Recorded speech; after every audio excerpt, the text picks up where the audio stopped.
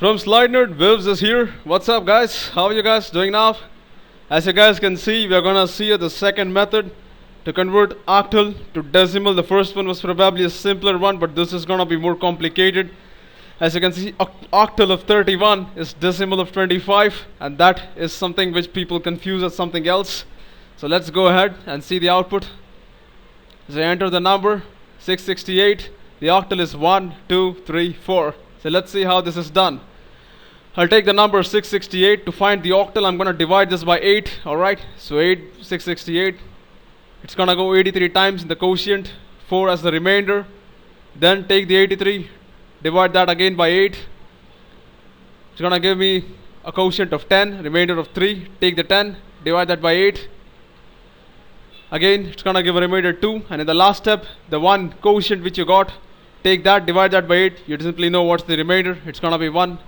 So if you see, this looks 4, 3, 2, 1, doesn't it? But actually it's the reverse. 668 is 1, 2, 3, 4. So ultimately when you add up all the digits together, you have to reverse the entire stuff. The best way to go about this is put them in a string buffer and reverse that buffer, because you remember, string cannot be modified. So if you add a digit to it and if you try to reverse it, it's gonna give you a new string. That's gonna be a waste of memory, so you will use a buffer instead. So here are the steps. We'll take the number, we'll take the remainder with 8, this step which gives you 4. We'll store the remainder because first we have 4, then we have 3, then we have 2, so we need to store them somewhere, right? And then we'll divide the number by 8. As you see, 83 becomes 10. 83 by 8. There is no decimal point over here, it's simply integer division. We discard the decimal stuff. And again 10 by 8 becomes 1. And ultimately we reverse the string buffer. So let's see how that works. We'll say number %8 or number modulus 8. That's gonna give us this 4 over here. And this 4, it's gonna be stored inside the digit, alright?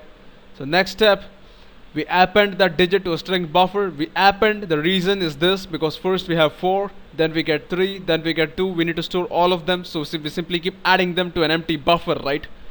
And in the next third step, we divide the number by 8 and make that as a new number, right? Because here 83 is our new number. Then you get 10 becomes our new number. So same way we are going to do that. And we do this as long as this is not true, that is number is not 0, right? So let's go ahead and see how this works in NetBeans. We have a while loop to do this. So let's get this running in NetBeans.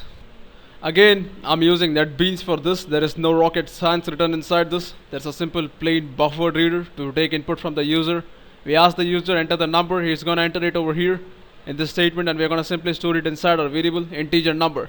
So now the next step, first get the digit. We'll say int digit is number remainder divided by 8, right? I mean, we are gonna find the remainder of its division. Then we are gonna have a place where we need to add this digit so that we can store it.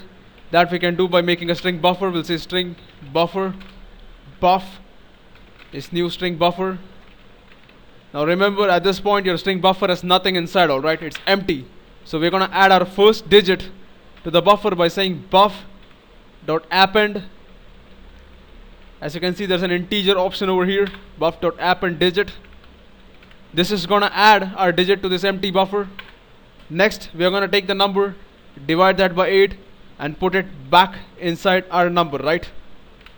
So at this point we get one digit. We need to get all the digits, so we'll say while number not equals 0.